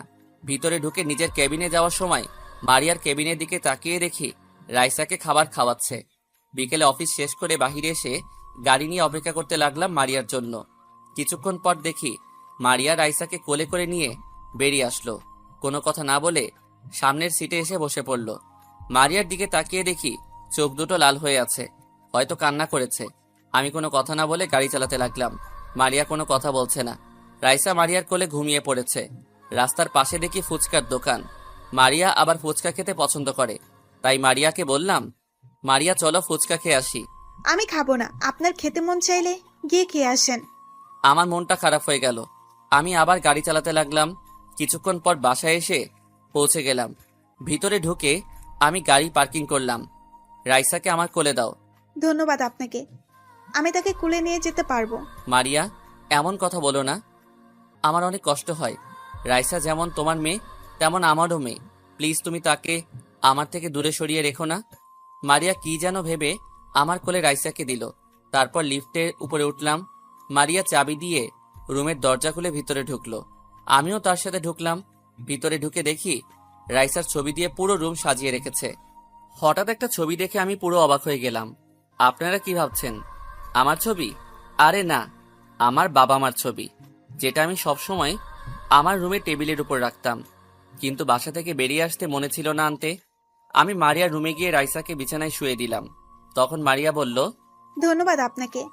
ধন্যবাদ কেন? রায়সাকে কোলে করে নিয়ে আসার জন্য। আমি আমার মেয়েকে কোলে করে আনছি, এখানে ধন্যবাদ দেওয়ার কি আছে? রায়সাকে নিজের মেয়ে বলতে লজ্জা করে না? যে মা 10 মাস 10 দিন গর্ভে ধারণ করে এতটা বছর লালন পালন করেছে, তখন আপনি কোথায় ছিলেন? একটা মেয়ে গর্ভ অবস্থায় তার স্বামীকে পাশে পায়নি, তখন আপনি কোথায় ছিলেন? মেয়েটা আমাকে জিজ্ঞেস করে, মা আমার বাবা কোথায়? তখন আপনি কোথায় ছিলেন? এখন বলতে এসেছেন আমার মেয়ে আমার মতো রাইসাও আপনাকে ঘৃণা করে। আমি তো বলছি আমার ভুল হয়ে গেছে, আমাকে তুমি ক্ষমা করে দাও। আমাকে তুমি যে শাস্তি দিবে দাও, তবুও আমার মেয়ের থেকে দূরে সরিয়ে রেখো না। আপনি আমার রুম থেকে বেরিয়ে গেলে আমি খুশি হব। আমি মাথা নিচু করে মারিয়ার রুম থেকে বেরিয়ে আসলাম। তারপর নিজের রুমে গিয়ে ফ্রেশ হয়ে বিছানায় শুয়ে পড়লাম। হঠাৎ মনে পড়ল রনির কথা, তার সাথে কথা বলা দরকার। কিন্তু আমার কাছে তো রনির নাম্বার নেই। তাই বিছানা থেকে উঠে গিয়ে মারিয়া রুমের সামনে এসে কলিং বেল চাপ দিলাম। কিছুক্ষণ পর মারিয়া দরজা খুলে দিল। আপনাদের একটা কথা বলি, আমরা যে ফ্ল্যাটে থাকি ওখানে 2টা শাখা, একটা শাখায় আমি থাকি, আরেকটাই মারিয়া। আপনি এখানে কেন? কি চাই আপনার? তেমন কিছু না। রনির নাম্বারটা একটু দিবে? ভিতরে আসুন, আমি মোবাইল নিয়ে আসছি। মারিয়া তার রুমে চলে গেল। আমি আব্বু আম্মুর ছবিটা হাতে নিয়ে দেখতে লাগলাম। পিছন থেকে মারিয়া বলল, নাম্বার উঠান। আমি ছবিটা রেখে নাম্বারটা মোবাইলে নিয়ে নিলাম। তারপর বেরিয়ে আসলাম। আমার রুমে এসে বিছানায় শুয়ে রনিকে ফোন দিলাম। হ্যালো, আসসালামু আলাইকুম। কে বলছেন? ওয়ালাইকুম আসসালাম, কেমন আছিস? আমি তোর ভাই বলছি, রাসেল। আমি ভালো আছি। তুমি কেমন আছো ভাইয়া? আমি ভালো নাই রে। কেন ভাইয়া? মারিয়া আমাকে ক্ষমা করছে না। আমি তার পা ধরে ক্ষমা চেয়েছি, কিন্তু সে ক্ষমা করে নাই। ভাইয়া, ভাবি অনেক কষ্ট পেয়েছে তো, তাই অভিমান করে আছে। তুমি লেগে থাকো, দেখবে একদিন সব অভিমান দূর হয়ে যাবে। তাই যেন হয় ভাই। তো তুই কি করিস? খাবার খেয়েছিস? আমি কিছুক্ষণ আগে বাসায় আসলাম, এখন ফ্রেশ হব, তারপর খাওয়া দাওয়া করব। তুমি কি করো? খাওয়া দাওয়া করছো? আমি ফ্রেশ হয়ে মারিয়া থেকে তোর নাম্বার নিয়ে এসে তোকে ফোন দিলাম। আরো কিছুক্ষণ পর খাবো। ও আচ্ছা রনি, মারিয়াকে কি কোনো ছেলের সাথে কথা বলতে দেখেছিস? হঠাৎ এ কথা বলছো কেন ভাইয়া? মারিয়াকে দেখি মাঝে মাঝে কার সাথে যেন হেসে হেসে কথা বলে, তাই বললাম আর কি। আমি তো তেমন কারোর সাথে কথা বলতে দেখি নাই। আর তোমাকে একটা কথা বলি, ভাবি কখনো সন্দেহ করো না। আমি জানি ভাবি অনেক ভালো একটা মেয়ে। তাহলে সে কার সাথে এমন কথা বলে? সেটা বলতে পারবো না, হয়তো তার মা বাবা, আর না হয় বান্ধবীর সাথে। আচ্ছা ঠিক আছে, ভালো থাকিস, নিজের শরীরে যত্ন নিস। আর তোর বাসার খাবার বানিয়ে দেয় কে? তুই একা একা কিভাবে খাবার খাস? আমার একটা কাজের মেয়ে বাসায় রেখেছি, সে সব কাজ করে দেয়। ও, তারপর ফোন কেটে দিয়ে বিছানা থেকে উঠে গিয়ে খাবার খেয়ে রুমে এসে ঘুমিয়ে গেলাম। পরের দিন সকালে ঘুম থেকে উঠে ফ্রেশ হয়ে নাস্তা করে রেডি হয়ে বাইরে চলে আসলাম। আমি গাড়ি বের করে মারিয়ার জন্য অপেক্ষা করতে লাগলাম। কিছুক্ষণ পর মারিয়া বেরিয়ে আসলো, সাথে রাইসাকে নিয়ে আসলো। মারিয়া আজকে একটা নীল রঙের শাড়ি পরেছে, দেখতে অনেক সুন্দর লাগছে। মারিয়া গাড়িতে এসে বসলো। আমি রাইসাকে বললাম, কেমন আছো রাইসা মামনি? আমি ভালো আছি, আপনি কেমন আছেন? আমি ভালো নেই মামনি, তুমি আমাকে একটাবার বাবা বলে ডাকো। কখনো না, আমার বাবা নেই, মাই আমার কাছে সবকিছু। আমি তোমাকে ঘৃণা করি। মারিয়া অন্যদিকে তাকিয়ে আছে, সে কোনো কথা বলল না। নিজের চোখ দিয়ে 2 ফোঁটা পানি পড়ে গেল। চোখের পানি মুছে গাড়ি চালাতে লাগলাম। কিছুক্ষণ পর অফিসে পৌঁছে গেলাম। মারিয়া আর রাইসা গাড়ি থেকে নেমে ভিতরে চলে গেল। আমি গাড়ি পার্কিং করে অফিসের ভিতরে চলে গেলাম। নিজের কেবিনে গিয়ে চেয়ারে বসে কাজ করতে লাগলাম। অনেক কাজ জমে গেছে। কিছুক্ষণ পর দেখি রিয়া দরজায় দাঁড়িয়ে বলল, আসতে পারি স্যার? আসো। আমি তাকিয়ে দেখি রিয়ার সাথে জীবন এসেছে। বসো, আর তোমার সার্টিফিকেটগুলো দাও। এই নিন। আমি জীবনের সার্টিফিকেটগুলো দেখলাম। সার্টিফিকেটগুলো দেখে বুঝলাম জীবন অনেক মেধাবী ছাত্র ছিল। তোমার সার্টিফিকেট দেখে বুঝলাম তুমি অনেক মেধাবী ছাত্র ছিলে। তুমি যদি চাও আজকে থেকে অফিসে জয়েন করতে পারো। রিয়ার পাশেই তোমার কেবিন। অনেক বড় উপকার করলেন আপনি স্যার। আপনার এই ঋণ কখনো শোধ করতে পারবো না। ঋণ শোধ করতে হবে না, ঠিকমতো কাজ করবে, নিজের অফিস মনে করবে। আর তোমার বেতন এখন বর্তমানে 25,000 টাকা। কাজ দেখে পরে বাড়িয়ে দেওয়া হবে। ঠিক আছে স্যার, আর আমি আজকে থেকে জয়েন করতে চাই। ঠিক আছে রিয়া, তুমি জীবনকে তোমার পাশের কেবিনে নিয়ে যাও আর তার কাজ বুঝিয়ে দাও। ঠিক আছে স্যার, তুমি আসো আমার সাথে। জীবন আর রিয়া কেবিন থেকে বেরিয়ে গেল। আমি আবার কাজ করতে লাগলাম। এইভাবে দেখতে দেখতে 1 মাস চলে গেল। আমি অনেকভাবে মারিয়ার কাছে ক্ষমা চেয়েছি, কিন্তু মারিয়া আমাকে ক্ষমা করে নাই। আগে তো মোটামুটি কথা বলতো আমার সাথে, কিন্তু এখন কাজ ছাড়া তেমন কথা বলে না। আর মাঝে মাঝে একটা ছেলেকে দেখি তার কেবিনে আসতে যেতে। আমি কিছু বললে আমার কথার কোনো উত্তর দেয় না। আমি তার সাথে কথা না বলতে পারলে অনেক কষ্ট হয়। কেন জানি মারিয়াকে আমি হারিয়ে ফেলবো মনে হয়। না, এটা হতে দিব না। আমি মারিয়াকে হারাতে পারবো না। আমি ওকে ছাড়া বাঁচতে পারবো না। আমার জীবনে মারিয়াকে আবার চাই। রাইসা আমার সাথে টুকটাক কথা বলে, কিন্তু এখনো আব্বু বলে ডাকে নাই। পরের দিন সকালে ঘুম থেকে উঠে ফ্রেশ হয়ে নাস্তা করে রেডি হয়ে নিচে এসে গাড়ি বের করে বসে আছি। কিছুক্ষণ পর মারিয়া রাইসাকে নিয়ে বেরিয়ে আসলো। এই মেয়েটাকে আমাকে পাগল করে দিবে। আজকেও মারিয়াকে অনেক সুন্দর লাগছে, কিন্তু অবাক করার বিষয় হলো মারিয়া আজকে গাড়িতে উঠছে না, বাহিরে দাঁড়িয়ে আছে। তখন আমি বললাম, কি ব্যাপার, তুমি দাঁড়িয়ে আছো কেন? গাড়িতে ওঠো। আপনি চলে যান, আকাশ আমাকে অফিসে দিয়ে আসবে। এই আকাশ ছেলেটাকে? আমি ওকে ভালোবাসি। আরও 1 মাস পর আমাদের বিয়ে। আপনাকে দাওয়াত দিব, কিন্তু এখনো বিয়ের কার্ড বানানো হয়নি। কার্ড বানানো হলে পেয়ে যাবেন। আমি বিশ্বাস করি না তুমি কাউকে ভালোবাসতে পারো না। আমি তোমাকে কারো হতে দিব না। তুমি শুধু আমার। কোন অধিকারে জোর করছেন আপনি? ভালোবাসার অধিকারে। প্লিজ মারিয়া, তুমি এমনটা করো না। আমি বাঁচবো না তোমায় ছাড়া। আমি আপনার কোনো কথা শুনতে চাই না। আকাশ ছেলেটা অনেক ভালো। তার বাবা বাইরে গেছে অফিসের কাজের জন্য। আসতে কিছুদিন লেট হবে। উনি আসলে বিয়ে হবে। প্লিজ মারিয়া, আমার একটা ভুলের জন্য তুমি আমাকে ছেড়ে চলে যাবে? আপনি এখন আসতে পারেন। আকাশ কিছুদিনের মধ্যে চলে আসবে। বলতে না বলতেই হাজির হয়ে গেছে আকাশ। আকাশ গাড়ি নিয়ে এসেছে। দেখে মনে হচ্ছে অনেক বড় লোক, আর চেহারা অনেক সুন্দর। মারিয়া রাইসাকে নিয়ে সামনের সিটে গিয়ে বসলো। তারপর তারা গাড়ি চালিয়ে চলে গেল। আমি আর কোনো কিছু না ভেবে তাদের পিছনে যেতে লাগলাম। কিছুটা দূরে যাওয়ার পর দেখি আকাশ গাড়ি থামিয়ে একটা দোকান থেকে 2টা আইসক্রিম আর কিছু চকলেট নিয়ে গাড়িতে উঠে চলে গেল। আজ পর্যন্ত আমি কিছু খাওয়াতে পারি নাই আমার মেয়েকে। নিজের একটা ভুলের কারণে আজ এত কিছু হয়েছে। না, আমি পারবো না। অনেকবার ক্ষমা চেয়েছি, আর না, তার পা পর্যন্ত ধরেছি অনেকবার, তারপরও ক্ষমা করে নাই। যদি আমাকে সত্যিকারের ভালোবাসতো তাহলে ক্ষমা করে দিত। এখন থেকে আমিও তাকে দেখিয়ে দেখিয়ে মেয়েদের সাথে কথা বলবো। আরে ভাই, অভিনয় করব। দেখবো মারিয়া কোনো কিছু করে নাকি। আমি আর কোনো কথা চিন্তা না করে চোখের পানি মুছে গাড়ি নিয়ে অফিসে চলে গেলাম। গাড়ি পার্কিং করে ভিতরে গিয়ে নিজের কেবিনে চলে গেলাম। আসার সময় দেখলাম মারিয়া আকাশের সাথে হেসে হেসে কথা বলছে কেবিনে। আপনারা হয়তো বলবেন কিভাবে দেখছি। আসলে মারিয়ার কেবিনে গ্লাস ফিটিং করা। আমি চেয়ারে বসে রিয়াকে ফোন দিয়ে বললাম জীবনকে সাথে করে নিয়ে আমার কেবিনে আসতে। কিছুক্ষণ পর দুজনেই আমার কেবিনে চলে আসলো অনুমতি নিয়ে। তোমরা দুজনে বসো। স্যার কেন ডেকেছেন? তোমাদের একটা সত্যি কথা বলবো আজকে। কি সত্যি কথা স্যার? অফিসের ম্যানেজারকে তোমরা চিনো? না স্যার, শুধু এটা জানি ম্যানেজার ম্যাম আপনার পাশের ফ্ল্যাটে থাকে। এর থেকে বেশি কিছু জানি না। ও আর কেউ নয়, আমার বউ। একটা ভুল বোঝাবুঝির কারণে তাকে আমি ডিভোর্স দেই। মানে কি হয়েছিল আপনাদের মাঝে? তাহলে শুনো, তারপর সবকিছু খুলে বললাম। স্যার একটা কথা বলি, আপনার জিনিসটা আগে যাচাই বাছাই করার দরকার ছিল, তাহলে এত কিছু হতো না। তুমি ঠিকই বলেছ। এখন আমি ওর কাছে অনেকভাবে ক্ষমা চেয়েছি, কিন্তু সে আমাকে পাত্তা দিচ্ছে না। তাই এখন তোমাদেরকে ডেকে আনলাম। কেন স্যার? আমার সাথে রিয়াকে অভিনয় করতে হবে। মারিয়া যেন বুঝে আমরা দুজন দুজনকে ভালোবাসি। জীবন, তোমার কোনো অসুবিধা হবে? এ কারণে রিয়ার সাথে তোমাকে আসতে বললাম। স্যার, এটা আপনি কি বলছেন? আমার কোনো সমস্যা হবে না। যদি রিয়ার অভিনয়ে ম্যামকে ফিরে পান তাহলে আমি খুশি হব। ঠিক আছে। আর রিয়া, তোমার কোনো সমস্যা আছে থাকলে বলতে পারো। না স্যার, আমার কোনো সমস্যা নেই। আমি দোয়া করি আল্লাহ যেন মারিয়া ম্যামকে আপনার কাছে ফিরিয়ে দেন। ঠিক আছে, তাহলে জীবন তুমি গিয়ে কাজ করো। আমি রিয়াকে সবকিছু বুঝিয়ে দিচ্ছি। ঠিক আছে স্যার। জীবন কেবিন থেকে বেরিয়ে গেল। আমি রিয়াকে সবকিছু বুঝিয়ে দিলাম কেমনে কি করতে হবে। তারপর আমি মারিয়াকে ফোন দিয়ে আমার কেবিনে আসতে বললাম। কিছুক্ষণ পর মারিয়া আসলো। আসতে পারি স্যার? ও মিস মারিয়া, আসুন। মারিয়া হয়তো আমার কথাই অবাক হচ্ছে তাকে মিস বলাতে।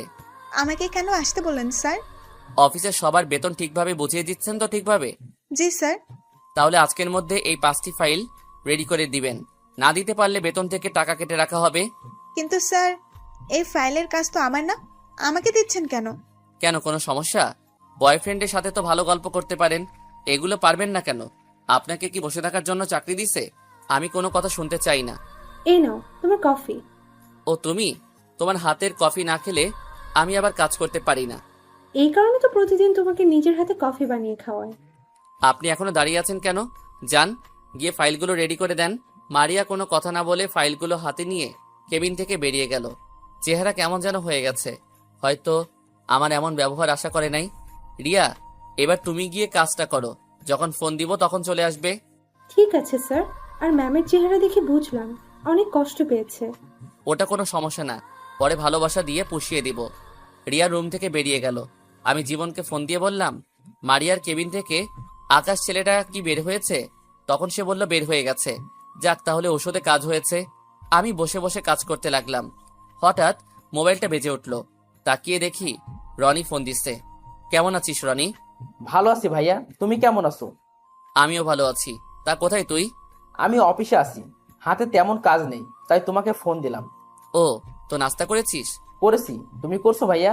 করেছি। আচ্ছা রনি, মারিয়া কি তোকে কিছু বলেছে? কেন ভাইয়া? মারিয়া নাকি আকাশ নামে একটা ছেলেকে ভালোবাসে, আবার তারা নাকি বিয়ে করবে। এই ব্যাপারে তুই কিছু জানিস? আমি তো কিছুই জানি না, আমার সাথে তো ভাবি এ ব্যাপারে কথা বলে নাই।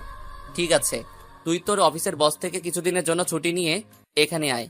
আর আকাশ ছেলেটাকে তার সবকিছু বাহির করতে হবে। আর তুই যে এখানে আসবি তোর ভাবি যেন না জানে। এখানে এসে একটা হোটেলে উঠবি। ঠিক আছে ভাইয়া, আমি আজকে ছুটি নিয়ে কালকে সকালে রওনা দিব। ঠিক আছে, ভালো থাকিস, পরে কথা হবে। ফোনটা কেটে আবার কাজে মন দিলাম। কাজ করতে করতে দুপুরের লাঞ্চের টাইম হয়ে গেছে, তাই কেবিন থেকে বেরিয়ে আসতে মারিয়াকে দেখি এখনো বসে বসে কাজ করতে আছে। চেহারা কেমন শুকিয়ে গেছে। রাইসা চেয়ারে বসে মারিয়ার মোবাইল টিপতে আছে। কেমন যেন খারাপ লাগছে মারিয়ার চেহারার দিকে তাকিয়ে। তোমার কাছে অনেকবার ক্ষমা চেয়েছি, তারপরও তুমি ক্ষমা করো নাই, তাই বাধ্য হয়ে এরকম করেছি। তুমি অন্য ছেলের সাথে কথা বললে আমার অনেক খারাপ লাগে। তুমি জানো না আমি তোমাকে অনেক ভালোবাসি। আর কোনো কিছু চিন্তা না, ক্যান্টিনে এসে খাবার খেয়ে 2 প্যাকেট বিরিয়ানি নিয়ে আসলাম। তারপর রিয়ার কাছে আসলাম। রিয়া, তুমি এই খাবারগুলো মারিয়াকে দিয়ে আসো। না নিতে চাইলে বলবে।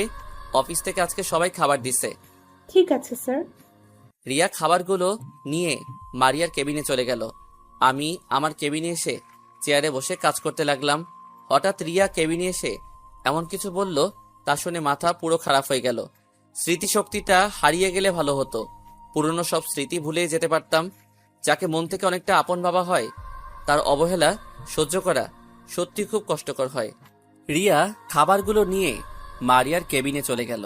আমি আমার কেবিনে এসে চেয়ারে বসে কাজ করতে লাগলাম। হঠাৎ রিয়া কেবিনে এসে এমন কিছু বলল, তা শুনে মাথা পুরো খারাপ হয়ে গেল। স্যার, আপনি আমার হাতে কেন খাবার দিচ্ছেন? আপনি নিজে দিয়ে আসেন না কেন? কি হয়েছে? আর তোমার গাল লাল হয়ে আছে কেন? আমি ম্যামকে খাবারগুলো দিতে ম্যাম বলল খাবে না, কিন্তু আমি একটু জোর করাতে আমার গালে একটা থাপ্পড় মেরে দিল। সরি রিয়া, আমার জন্য মারিয়া তোমাকে থাপ্পড় মারছে। আমি যদি তোমাকে খাবারগুলো নিয়ে না পাঠাতাম তাহলে এমন কিছু হতো না। প্লিজ তুমি রাগ করো না, আমি ব্যাপারটা দেখছি।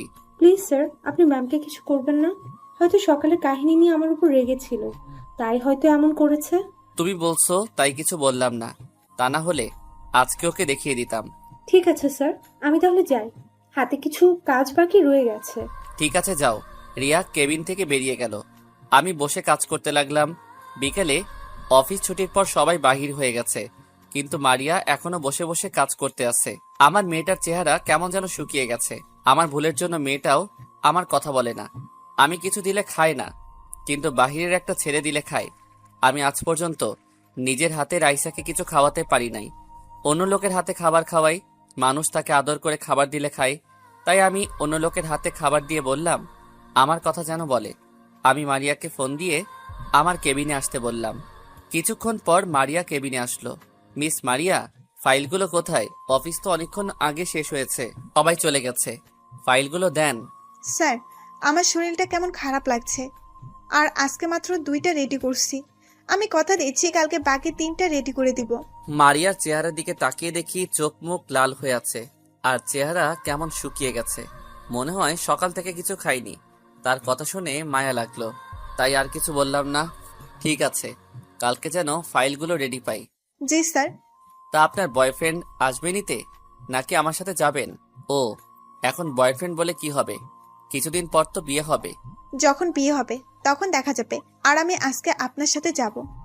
ঠিক আছে, আপনি বাহিরে অপেক্ষা করুন, আমি আসতেছি। মারিয়া কোনো কথা না বলে চলে গেল। আমি একটা কাজ করে অফিস থেকে বেরিয়ে আসলাম। কি কাজ করলাম কিছুক্ষণ পর বুঝতে পারবেন। বাহিরে এসে দেখি মারিয়া রাইসাকে কোলে নিয়ে দাঁড়িয়ে আছে। আমি গাড়ি নিয়ে তাদের সামনে গেলাম। মারিয়া কোনো কথা না বলে সামনের সিটে বসে পড়ল। রাইসা মারিয়ার কোলে ঘুমিয়ে গেছে। হঠাৎ ফোনটা বেজে উঠল। হাতে নিয়ে দেখি রিয়া ফোন দিছে। হয়তো বুঝতে পারছেন কি কাজ করে এসেছি। আমি রিয়াকে ফোন দিয়ে বললাম 5 মিনিট পর যেন আমাকে ফোন দেয়। বলো রিয়া। বাসায় গেছো নাকি এখন অফিসে আছো? না রিয়া, মাত্র বাসায় যেতেছি। তুমি কি করো? অফিস থেকে এসে ফ্রেশ হয়ে বারান্দায় বসে কফি খাচ্ছি আর তোমার সাথে কথা বলছি। আমার আর তোমার কথা তোমার আব্বু আম্মুর কাছে বলেছো? বলেছি, তারা বলেছে তোমাকে আসার জন্য। ঠিক আছে, আমি কালকে যাব অফিস শেষ করে। এতক্ষণ মারিয়া চুপ করে আমার আর রিয়ার কথা শুনছে। হয়তো বুঝতে পারছে আমি রিয়াকে ভালোবাসি, তাই বাহিরের দিকে তাকিয়ে চোখের পানি ফেলাচ্ছে। আরও কিছু কথা বলে ফোনটা রেখে দিলাম। বাসায় আসার পর মারিয়া রাইসাকে কোলে নিয়ে যাওয়ার সময় আমি বললাম, রাইসাকে আমার কোলে দাও। আমি নিতে পারবো, কারোর সাহায্য দরকার নেই। বলে চলে গেল। আমি আর দাঁড়িয়ে না থেকে উপরে চলে আসলাম। তাহলে ঔষধে কাজ করতে আসে। রুমে এসে ফ্রেশ হয়ে খাওয়া দাওয়া করে ঘুমিয়ে গেলাম। হঠাৎ সকালবেলা ফোনের শব্দে ঘুমটা ভেঙে গেল। মোবাইল হাতে নিয়ে দেখি রনি ফোন দিছে। বল রনি। ভাইয়া, তুমি কি এখনো ঘুমিয়ে আসো? ঘুমের থেকে ওঠো। আর আমি গতকাল রাতে রওনা দিছি। এখন আমি তোমার বাসা থেকে কিছুটা দূরে দাঁড়িয়ে আছি। তুই আমাকে ফোন দিলি না কেন? তোমাকে ফোন দিছি অনেক, কিন্তু তুমি ফোন ধরো নাই। সরি রে, মোবাইলটা বালিশের নিচে ছিল। রাতে শোয়ার সময় বাহির করছি, কিন্তু চালাই নাই। আচ্ছা বাদ দাও, তুমি রেডি হয়ে বেরিয়ে আসো। আর আমি দেখতে আসি, তোমার বাসার সামনে একটা গাড়ি দাঁড়িয়ে আছে। ওইটা কি আকাশের গাড়ি? আমি বিছানা থেকে উঠে বাহিরে তাকিয়ে দেখি আকাশ গাড়ি নিয়ে অপেক্ষা করতে আছে। এটাই আকাশের গাড়ি। ওকে, তুমি চিন্তা করো না, আমি আজকের ভিতরে সবকিছু বের করব। ঠিক আছে, আর তুই চেহারা ঠেকে রাখিস যাতে তোকে চিনতে না পারে। ওটা তোমাকে বলতে হবে না। আচ্ছা, ভাবি রাইসাকে নিয়ে বেরিয়ে এসেছে। আমি এখন তাদের গাড়ি প্রো করব, তারপর তোমাকে জানাবো। রাখি। ফোন কেটে দেওয়ার পর আমি বিছানা থেকে উঠে ফ্রেশ হয়ে নাস্তা করে বাহিরে এসে গাড়ি নিয়ে অফিসে চলে গেলাম। গাড়ি পার্কিং করে ভিতরে গেলাম। নিজের কেবিনে যাওয়ার আগে মারিয়ার কেবিনের ভিতরে তাকালাম। আজকে আর আকাশ ছেলেটা নেই। আমি নিজের কেবিনে চলে আসলাম। চেয়ারে বসে কাজ করতে লাগলাম। কাজ করতে করতে দুপুরে লাঞ্চের টাইম হয়ে গেছে। তারপর কেবিন থেকে বেরিয়ে আসতে মারিয়ার কেবিনের দিকে তাকিয়ে দেখি মারিয়া রাইসাকে নিয়ে খাবার খাচ্ছে। আজকে মারিয়াকে দেখে কেমন যেন খুশি খুশি লাগছে। আমার অনেক ভালো লাগছে। মারিয়া মনমরা হয়ে থাকলে আমার কাছে অনেক খারাপ লাগে। আমি চাই মারিয়া সবসময় হাসি খুশি থাকুক। ক্যান্টিনে এসে খাবার খেয়ে নিজের কেবিনে চলে আসলাম। বসে বসে কাজ করতে লাগলাম। হঠাৎ দরজায় দাঁড়িয়ে রনি বলল, ভিতরে আসতে পারি স্যার? আরে রনি, তুই ভিতরে আয়। সব খবর নিয়ে এসেছি আকাশের। আগে কাউকে দিয়ে আমার জন্য খাবার নিয়ে আসো। দুপুরে খাবার এখনো খাইনি। আকাশের পিছনে দৌড়াতে দৌড়াতে খাবার খাওয়া হয়নি। কি বলছিস তুই? আগে বলবি না? তুই গিয়ে ফ্রেশ হয়ে আয়, আমি পিয়ন চাচাকে দিয়ে খাবার নিয়ে আসছি। রনি ওয়াশরুমে ঢুকে ফ্রেশ হয়ে আসলো। আর আমি পিয়ন চাচাকে ফোন দিয়ে বললাম ক্যান্টিন থেকে 1 প্যাকেট বিরিয়ানি নিয়ে আসতে। কিছুক্ষণ পর চাচা খাবার নিয়ে আসলো। রনি খাওয়া শুরু করলো। খাওয়া দাওয়া শেষ করে রনি বলল, মারিয়াকে কিছু বলেছে? ও কি বলবে? রাসেল ভাইকে কষ্ট দিতে গিয়ে নিজেই কষ্ট পাচ্ছে। কারণ রাসেল ভাই একটা মেয়ের সাথে হেসে হেসে কথা বলে, আর দেখে মারিয়া আরো কষ্ট পায়। রাসেল ভাইয়া তো মাত্র 1 মাস কষ্ট সহ্য করতে পারে নাই, আর মারিয়া যে 5টা বছর অনেক কষ্টে কাটিয়েছে শুধু ওনাকে ফিরে পাওয়ার জন্য। মারিয়ার চোখে পানি দেখলে নিজের থেকে অনেক খারাপ লাগে। মেয়েটা অনেক কষ্ট পেয়েছে। দোয়া করি মারিয়া যেন তাড়াতাড়ি রাসেলকে আপন করে নিতে পারে। রাসেল তো মনে করেছে মারিয়া তোমাকে ভালোবাসে, কিন্তু সে এটা জানে না মারিয়া তাকে কষ্ট দেওয়ার জন্য তোমার সাথে অভিনয় করছে। তুমি ঠিক বলছো বিধি। রাসেল হয়তো জানে না আমি মারিয়ার বান্ধবীর বয়ফ্রেন্ড, মানে তোমার বয়ফ্রেন্ড। ঠিকই বলেছো। এই ছিল তাদের মধ্যে কথা। তার মানে মারিয়া আমাকে কষ্ট দেওয়ার জন্য আকাশের সাথে অভিনয় করে যাচ্ছে। অফিসে বসে কথা বলছে, ফোনে তার সাথে হেসে হেসে কথা বলছে। আমি তো মারিয়ার কাছে অনেকবার ক্ষমা চেয়েছি, তার পা পর্যন্ত ধরেছি। ভাবি তোমাকে বোঝাতে চাইছে কষ্ট জিনিসটা কেমন। ভাবি তো 5টি বছর কষ্ট পেয়ে এসেছে। ওর সব কষ্ট এখন থেকে আমি মাথা পেতে নিব। ঠিক আছে, আমি ভাবির কাছে গেলাম। রাইসাকে দেখি না, অনেক দিন হয়েছে। ঠিক আছে, যা। রনি কেবিন থেকে বেরিয়ে গেল। আমি কাজে মন দিলাম। আর ওইদিকে রনি মারিয়ার কেবিনের দরজায় দাঁড়িয়ে বলল, আসতে পারি ম্যাম? আরে রনি, তুমি ভেতরে আসো। রনি ভিতরে ঢুকে রাইসাকে কোলে নিয়ে বলল, আমার চাচ্চুটা কেমন আছে? তুমি অনেক পচা চাচ্চু, আমাকে তুমি দেখতে আসো না, তোমার সাথে কথা বলবো না। চাচ্চু অফিসে অনেক কাজ, তাই আসতে পারি না। প্লিজ তুমি রাগ করো না। এই দেখো তোমার জন্য কতগুলো চকলেট এনেছি। সত্যি চাচ্চু? চাচ্চু। তা হঠাৎ করে আসলে যে? আমাকে তো বলনি তুমি আসবে। সারপ্রাইজ দিব বলে বলি নাই, আর রাইসাকে দেখতে ইচ্ছা করছিল, তাই আসলাম। তা তোমার অফিসের কাজ কেমন চলছে? অনেক ভালো। আচ্ছা ভাবি, একটা কথা শুনেছি, কথাটা কি সত্য নাকি? কি কথা শুনেছ? ভাইয়ার কাছে শুনলাম তুমি নাকি আকাশ নামে একটা ছেলেকে ভালোবাসো, আরো 1 মাস পর নাকি বিয়ে করবে তাকে। মারিয়া রনির কথা শুনে হাসতে লাগলো। তখন রনি আবার বলল, ভাবি তুমি হাসছো যে? তোমার কথা শুনে না হেসে পারলাম না। মানে বুঝলাম না। তাহলে শোনো, আমি রাসেলকে কষ্ট দেওয়ার জন্য এই কথা বলেছি। আকাশ হলো আমার বান্ধবী তিথির বয়ফ্রেন্ড। আমি তাদের সাথে কথা বলে এরকম প্ল্যান করি। তুমি ভাবলে কি করে রাসেলকে ছাড়া আমি অন্য কাউকে ভালোবাসবো? রাসেল আমার এখনো পুরো হৃদয় জুড়ে আছে। আমি তাকে কখনোই ভুলতে পারবো না। ভাইয়া তো সত্যি মনে করেছে, তাই আমাকে ঢাকা থেকে ফোন করে নিয়ে আসলো। আর আকাশকে তার সব খবর বাহির করতে। সকাল থেকে দুপুর পর্যন্ত আকাশের পিছনে যেতে সব কিছু জানতে পারলাম, তাই তোমার কাছে আবার শুনতে চাইলাম। তারপর মারিয়া যেটা বলল আমি তো অবাক হয়ে গেলাম। তাহলে রিয়া ছোট্ট একটা ভুলের কারণে যে অজুহাত দেখিয়ে চলে যায়, সে কখনো পাশে থাকার যোগ্য নয়? মিথ্যা আশ্বাস দিয়ে কাউকে সাময়িক আনন্দ দেওয়ার চেয়ে সত্য বলে কষ্ট দেওয়া অনেক ভালো। তারপর মারিয়া যেটা বলল আমি তো অবাক হয়ে গেলাম। তার মানে রিয়া সবকিছু বলে দিছে। আর আমি এটাও জানি রিয়া রাসেলের সাথে অভিনয় করছে আমাকে দেখানোর জন্য। রিয়া সকালে অফিসে আসার পর আমাকে সবকিছু খুলে বলেছে। তাহলে তুমি ভাইয়াকে মেনে নিচ্ছ না কেন? ভাইয়া তো তোমার কাছে ক্ষমা চেয়েছে, সে নিজের ভুল বুঝতে পেরেছে। তাকে এত তাড়াতাড়ি ক্ষমা করে দিই কিভাবে? আমি অনেক কষ্ট পেয়েছি, তাই তাকে ক্ষমা করি নাই। কিন্তু তাকে কষ্ট দিয়ে নিজেও কষ্ট পাই, তাই কিছুদিনের মধ্যে আপন করে নিব। কিছুদিন কেন? সেটা সময় হলে জানতে পারবে। আমি বুঝি না তোমার ভিতরে কি চলছে। শুধু একটুই বলবো, ভাইয়াকে আপন করে নাও। আমি জানি তুমি ভাইয়াকে ডিভোর্স দাওনি। তোমার কথা রাখতে এখন আমি ভাইয়াকে কিছু বলি নাই। তুমি কি করে ভাবলে আমি রাসেলকে ডিভোর্স দিব? আমি ওকে আমার জীবনের চেয়েও অনেক ভালোবাসি। ঠিক আছে, তাহলে আমি চলে যাই।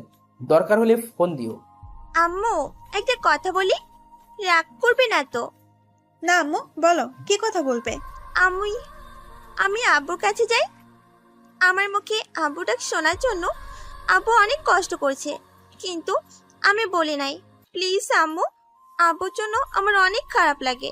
মারিয়া মেয়ের কথা শুনে কান্না করে দিল। মাত্র বছরের মেয়ের এমন কথা শুনে মারিয়া আর মানা করতে পারে নাই। ঠিক আছে মা, তুমি তোমার আপুর কাছে যাও।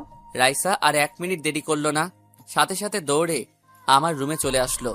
রনি মারিয়ার থেকে বিদায় নিয়ে চলে গেছে। হঠাৎ আমি রাইসাকে আমার কেবিনে দেখে অবাক হয়ে গেলাম। রাইসা কখনো আমার কেবিনে নিজে থেকে আসে নাই। রাইসা এসে আমাকে জড়িয়ে ধরলো। আব্বু, আমাকে তুমি ক্ষমা করে দাও। আমি জানি তুমি অনেক কষ্ট পেয়েছো। আমি আর তোমার থেকে দূরে থাকবো না। আমি সব সময় তোমার সাথেই থাকবো। আমি রাইসাকে জড়িয়ে ধরে পুরো মুখে চুমু দিতে লাগলাম। নিজের চোখ দিয়ে 2 ফোঁটা পানি পড়ে গেল। এটা কষ্টের পানি না, খুশির পানি। আমার মেয়ে আমাকে আব্বু বলে ডেকেছে। এভাবে আরো কিছুদিন চলে গেল। এখন মারিয়া আমার সাথে অফিসে আসে এবং বাসায় যায়, কিন্তু কারণ ছাড়া কোনো কথা বলে না। রাইসা এখন আমার কাছে থাকে অফিসে। এটাতে মারিয়া কিছু বলে না। মাঝে মাঝে দেখি মারিয়া আমার আর রাইসার দুষ্টুমি দেখে মুচকি মুচকি হাসে। এখন দেখি মারিয়া সব সময় হাসি খুশি থাকে অফিসে। একদিন অফিসে বসে কাজ করতে আসি, হঠাৎ মারিয়া আমার কেবিনের সামনে এসে বলল, ভিতরে আসতে পারি স্যার? তোমার আসতে অনুমতি লাগবে না, ভিতরে আসো। তা কি করে হয়? আপনি বর্তমানে অফিসের বস, নিয়ম তো মেনে চলতে হবে। সবার জন্য নিয়ম থাকলেও তোমার জন্য নেই। তুমি যেন সময় আসতে পারো। যাক ও কথা, যে জন্য এসেছি। এই নিন কার্ড। কালকে আমার বাসায় আপনার দাওয়াত। কিসের দাওয়াত? আমার বিয়ের দাওয়াত। মারিয়ার মুখে বিয়ের কথা শুনে মনটা খারাপ হয়ে গেল। তখন মারিয়া বলল, আপনি কালকে চলে আসবেন, রাতে কাজে ডেকে বিয়ে হবে। মারিয়া, আমাকে কি আবার আপন করে নেওয়া যায় না? আমি তো নিজের ভুল বুঝতে পেরেছি, তোমার পা পর্যন্ত ধরেছি। আমি গেলাম, আমার হাতে কাজ আছে। আর একটা কথা, কালকে যদি অফিসটা বন্ধ দিতেন তাহলে অনেক ভালো হতো, সবাইকে দাওয়াত দিতে পারতাম। ঠিক আছে, তুমি সবাইকে বলে দিও। মারিয়া আর কোনো কথা না বলে কেবিন থেকে বেরিয়ে গেল। কথাটা বলতে অনেক কষ্ট হয়েছে। মারিয়া যদি কালকে বিয়ে করে তাহলে আমিও এই দুনিয়া ছেড়ে চলে যাব। রাইসা এতক্ষণ আমার কোলে ছিল। আপু, তুমি কান্না করছো কেন? তুমি কান্না করো না। তুমি কান্না করলে আমার অনেক খারাপ লাগে। তোমার আম্মু আমাকে ছেড়ে অন্য কাউকে বিয়ে করবে, আমি কান্না না করে পারি আম্মু? তুমি কান্না করো না, দেখবে সবকিছু ঠিক হয়ে যাবে। কি ঠিক হবে আম্মু? তোমার আম্মু তো বলেছে কালকে বিয়ে করবে। বিয়ে করবে বলেছে, কিন্তু এখনো তো করে নাই। কালকে আগে আসুক, তারপর দেখা যাবে। দেখি কি হয়। বিকেলে অফিসের কাজ শেষ করে গাড়ি নিয়ে আমি আর রাইসা বসে আছি। কিছুক্ষণ পর দেখি মারিয়া বেরিয়ে আসলো। দেখে মনে হচ্ছে অনেক খুশি। কিন্তু আমার বুকটা ফেটে যাচ্ছে। মারিয়া আমাকে ছেড়ে অন্য ছেলেকে বিয়ে করবে। আপনাদের একটা কথা বলতে ভুলে গেছি, মারিয়া আমাকে যে কার্ডটা দিছে আমি ওটা এখনো খুলে দেখি নাই, কারণ মারিয়ার কথা শুনে দুনিয়া অন্ধকার হয়ে গেছে। মারিয়া সামনের সিটে এসে বসলো। রাইসা আমার কোলে বসে আছে। আমি গাড়ি চালাতে লাগলাম। মারিয়াকে বলতে ইচ্ছে করছে, প্লিজ মারিয়া, তুমি বিয়েটা করো না। আমি তোমাকে অনেক ভালোবাসি, আমি তোমাকে ছাড়া বাঁচতে পারবো না। কিন্তু মারিয়া আমার কথা শুনবে না। মারিয়া কাকে বিয়ে করছে, ছেলেটা কে তা আমি জানি না। কিছুক্ষণ পর বাসায় এসে পৌঁছে গেলাম। মারিয়া রাইসাকে আমার কোল থেকে নিয়ে চলে গেল। আমি গাড়ি পার্কিং করে নিজের রুমে চলে আসলাম।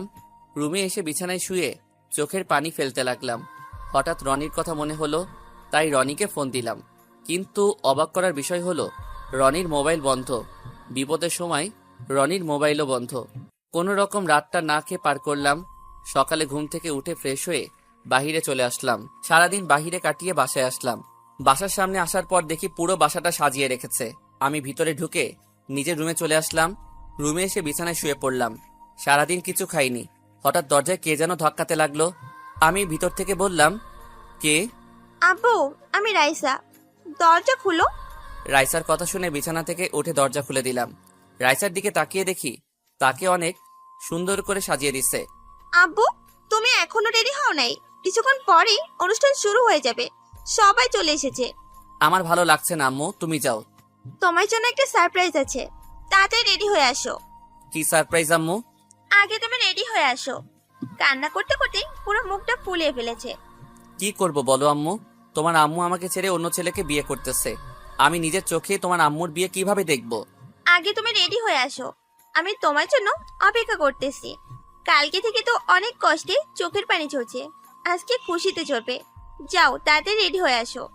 আমি রাইসার কথা শুনে ভাবনায় পড়ে গেলাম। খুশিতে চোখের পানি ঝরবে মানে?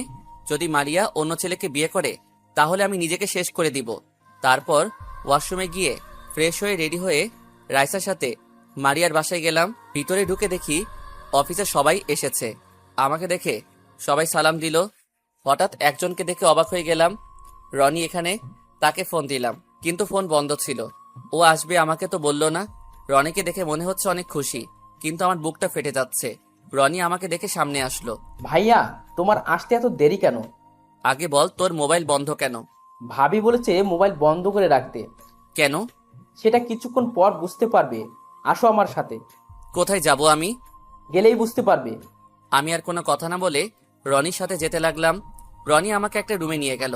রুমের ভিতরে ঢুকে দেখি মারিয়া। রনি আমাকে রেখে চলে গেল। মারিয়া আগে গিয়ে দরজা বন্ধ করে আসলো। তারপর মারিয়া যেটা করলো তার জন্য মোটেও প্রস্তুত ছিলাম না। কি ভাবছেন, খারাপ কিছু? আরে না। মারিয়া আমাকে জড়িয়ে ধরে কান্না করে দিল। এই মারিয়া, তুমি কান্না করছো কেন? আমাকে তুমি ক্ষমা করে দাও, তোমাকে অনেক কষ্ট দিয়েছি। আমি তোমাকে কষ্ট দিতে চাইনি, কিন্তু অভিমান ছিল তোমার উপর, তাই তুমি এতবার ক্ষমা চাবার পরও ক্ষমা করি নাই। আমি জানি তোমার অনেক কষ্ট হয়েছে। প্লিজ তুমি আমাকে ক্ষমা করে দাও। কথা দিচ্ছি আমি তোমাকে আর কখনো কষ্ট দিব না। সারা জীবন তোমার বুকে থাকবো, কখনো কষ্ট দিব না। তুমি আমাকে ক্ষমা করে দাও। আমার নিজের ভুলের জন্য আজ এত কিছু হয়েছে। আমি যদি জিনিসটা যাচাই বাছাই করতাম তাহলে এত কিছু হতো না। তুমি তো মাত্র 2 মাস কষ্ট দিছো, আর তুমি আমার জন্য 5টি বছর কষ্ট পেয়েছো। 2 মাস কষ্ট পেয়ে বুঝেছি আপন কেউ দূরে গেলে কতটা কষ্ট পেতে হয়। তুমি আমাকে ক্ষমা করে দাও। আমি আর কখনো তোমাকে ভুল বুঝবো না। আমাকে আরেকটি সুযোগ দাও, দেখবে ভালোবাসা দিয়ে সব কষ্ট দূর করে দিব। তোমাকে আমি আবার কি সুযোগ দিব? তুমি তো এখন আমার স্বামী। মানে? তুমি তো বলেছিলে আমাকে ডিভোর্স দিছো, এখন আমি আবার তোমার স্বামী হলাম কেমন করে? আরে পাগল, আমি তো ডিভোর্স পেপারে সই করি নাই। তুমি আমাকে ছেড়ে চলে আসার পর আমি ডিভোর্স লেটার ছিঁড়ে ফেলেছি। তার মানে তুমি এখনো আমার স্ত্রী? হুম। তাহলে বললে যে আজকে তোমার বিয়ে। আরে হাদারাম, তুমি একটাবার কার্ডটা খুলে দেখেছো? তোমাকে কার্ডটা দেবার পর তুমি যখন বলেছো কিসের কার্ড, তখন মাথায় একটা বুদ্ধি আসলো, তাই বললাম বিয়ের কার্ড। তখন তোমার মুখটা দেখার মতো ছিল, পরে ভাবলাম আজকে তা পুষিয়ে দেব। তাহলে আমাকে কিসের দাওয়াত দিলে? তোমার মনে আছে আজকে কত তারিখ? আজকে তো 22 তারিখ। কেন বলো তো? তুমি ভালো করে মনে করতে থাকো, আজকে এইটা কিসের দিন। আমি তখন চিন্তায় পড়ে গেলাম, কিসের দিন হতে পারে মনে পড়ছে না। তখন মারিয়া আবার বলল, আরে আজকে তোমার জন্মদিন, তুমি দেখি তোমার জন্মদিনের কথা ভুলে গেছো। আমি কখনো ভুলি নাই, প্রতি বছর তোমার জন্মদিন পালন করতাম তোমাকে ছাড়া। তাই আজকে ছোট্ট করে একটা অনুষ্ঠান করলাম, তোমার অফিসের সবাইকে দাওয়াত দিলাম। আমি সাথে সাথেই মারিয়াকে জড়িয়ে ধরে কান্না করে দিলাম।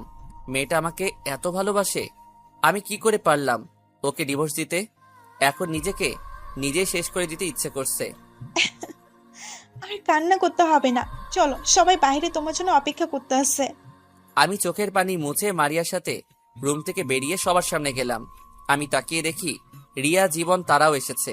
আরো দুজনকে দেখলাম, তারা আর কেউ নয়, আকাশ আর বিথি। মারিয়া আমায় ধরে কেকের সামনে নিয়ে গেল। রাইসা আমার আর মারিয়ার মাঝখানে দাঁড়িয়েছে, রনি আমার পাশে, আর আকাশ আর বিথি মারিয়ার সাথে দাঁড়িয়ে। তারপর আমি কেক কাটলাম, সবাই আমাকে উইশ করলো। আমি প্রথমে রাইসাকে খাইয়ে দিলাম, তারপর রনিকে খাইয়ে দিলাম, তারপর আরো অনেককে খাইয়ে দিলাম। সবাই মজা করতে আছে। রাইসা আমার কোলে বসে আছে, মারিয়া আমার ঘাড়ে মাথা দিয়ে সবার নাচ গান উপভোগ করতে আছে। হঠাৎ রনি আমার সামনে এসে একটা চেয়ার নিয়ে বসলো। কি ভাইয়া, সারপ্রাইজ কেমন দিলাম? আমি জীবনে ভাবতে পারিনি এমন সারপ্রাইজ দিবি। এটা আমরা কিছু করি নাই, সবকিছু ভাবি করছে। গতকাল ভাবি আমাকে সবকিছু খুলে বলেছে, আর মোবাইল বন্ধ করে রাখতে বলেছে। ভাবি জানে তুমি আমার কাছে ফোন দিবে, তাই আমি মোবাইল বন্ধ করে রেখেছি।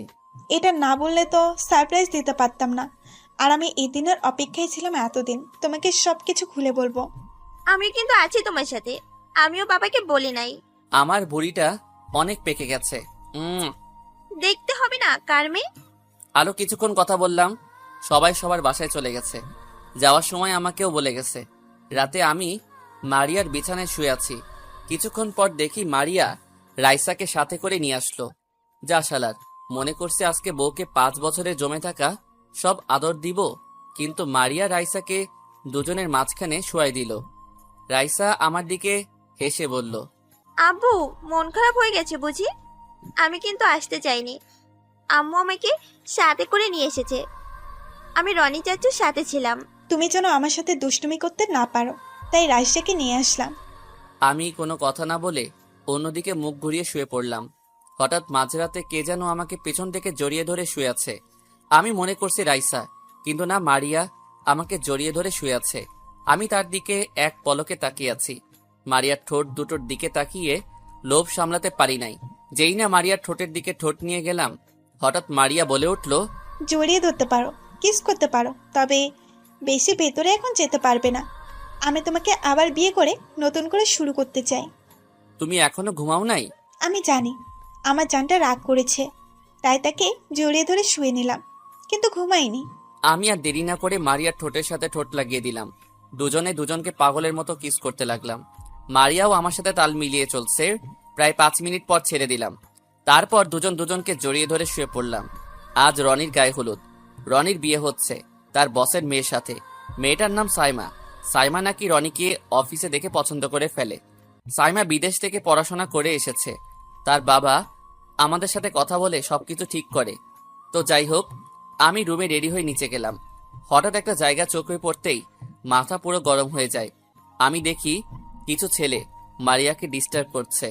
মারিয়া চোখের পানি ফেলছে, তাই আমি দাঁড়িয়ে না থেকে তাদের সামনে গেলাম। এখানে কি হয়েছে? তোকে বলতে যাব কেন? বলতে তোদের হবে। আর তোরা ওকে কি বলেছিস? ও কান্না করে কেন? বলেছি, পাখি তোমার কি বিয়ে হয়েছে? না হলে আমরা তো আছি। তুমি দেখতে কিন্তু ভীষণ। সে তাদের কথা শুনে মাথা গরম হয়ে গেল। আমি সবগুলো ছেলেকে মারতে লাগলাম। সব মেহমান দাঁড়িয়ে দেখছে। তোদের সাহস কি করে হয় আমার স্ত্রীকে খারাপ কথা বলার? তোদের ঘরে কি মা বোন নেই? মেয়ে মানুষ দেখলে হুঁশ থাকে না? এখানে কি হয়েছে ভাইয়া? এই ছেলেগুলো তোর ভাবিকে খারাপ কথা বলছে। তোর ভাবি কান্না করে দিছে। রনি আমার কথা শুনে সাথে সাথে সবগুলোকে মারতে লাগলো। তারপর পুলিশকে ফোন দিয়ে আসতে বলো। পুলিশ এসে তাদের নিয়ে গেল। দেখতে দেখতে রনির বিয়েটা হয়ে গেল। বিয়েতে সবাইকে দাওয়াত দেওয়া হয়েছে। আমার বসও বিয়েতে এসেছে। উনি খাওয়া দাওয়া করে বাসায় চলে গেছে। রাতে আবার কাজী ডেকে এনে আমার আর মারিয়ার বিয়ে দেওয়া হলো। আবার রনির বউ রনির বাসর ঘরে বসে আছে, আমার বউ আমার বাসর ঘরে বসে আছে। তারপর রনি চলে গেল তার রুমে। আমি চলে আসলাম আমার রুমে। রাইসাকে তার নানা নানির সাথে রেখেছে। আমি রুমে ঢুকে দরজা লাগিয়ে বিছানার দিকে যেতে লাগলাম। মারিয়া আমাকে দেখে নিচে এসে পা ধরে সালাম করতে এলে আমি তাকে বুকে জড়িয়ে ধরি। তারপর 2 রাকাত নফল নামাজ আদায় করে বিছানায় গিয়ে বসলাম। মারিয়া ঘোমটা দিয়ে বসে আছে। আমি মারিয়ার ঘোমটা সরিয়ে দেখি মারিয়াকে অনেক সুন্দর লাগছে। আজকে তোমার যা কিছু করতে মন চাই করো, আমি তোমাকে বাধা দিব না। তুমি বাধা দিলেও আমি আজকে তোমার সাথে ওটা করব। কোনটা করবে? তুমি বুঝো না? না বললে বুঝবো কেমন করে? প্রথম বাসরের সময় কি করছি মনে নেই? আজকে সেটাই করব। তো করো, তোমাকে বাধা দিচ্ছে কে? কিন্তু আমার পাঠক পাঠিকারা তাকিয়ে আছে তাদের সামনে কিভাবে করব? আমার বুঝি লজ্জা লাগে না? তাহলে যাও, লাইট অফ করে দিয়ে আসো। এই তো আমার লক্ষ্মী বউ, এতক্ষণ একটা কথা বলছো, এখন আর দেখবে না আমরা কি করি? আমি বিছানা থেকে নেমে লাইটটা অফ করে দিয়ে আসলাম। তারপর বিছানায় এসে মারিয়াকে বিছানায় ফেলে দিয়ে তার ঠোঁটে আমার ঠোঁটটা লাগিয়ে দিলাম। তারপর মারিয়ার পুরো শরীরে কিস করতে লাগলাম। আস্তে আস্তে নিচের দিকে আসতে লাগলাম। বাহ বাহ, আপনারা এত লুচু কেন? এখনো তাকিয়ে আছেন? অনেক দেখেছেন, আর দেখা লাগবে না। বাকিটা ঘোড়ার ডিম। এখন আমি শুধু অফিসে কাজ করি, মারিয়া আর সাইমা বাসায় থাকে। রনি তার শ্বশুরের অফিস দেখাশোনা করে। রাইসাকে একটা ইন্টার গার্ডেনে ভর্তি করিয়ে দিছি। আল্লাহ দিলে আমাদের সংসার ভালোভাবে চলছে। সবাই আমাদের জন্য দোয়া করবেন। ও আপনাদের তো বলতে ভুলে গেছি, আমাদের বিয়ের পর আরো 2টা বিয়ের দাওয়াত খেয়েছি। আকাশ আর বিথির, রিয়া আর জীবন, তারাও বিয়ে করেছে। তো সবাই ভালো থাকবেন। আল্লাহ হাফেজ। তো কেমন হয়েছে জানাবেন। হয়তো শেষ পর্ব ভালোভাবে সাজিয়ে লিখতে পারি নাই, তারপরেও বলবেন কেমন হয়েছে। সবাই লাইক এবং কমেন্ট দিয়ে জানাবেন কেমন হয়েছে। প্লিজ ভাই, এত কষ্ট করে আপনাদের জন্য গল্প লিখি, আপনাদের মনের অনুভূতি জানাবেন। 30 সেকেন্ড সময় লাগে কমেন্ট করতে।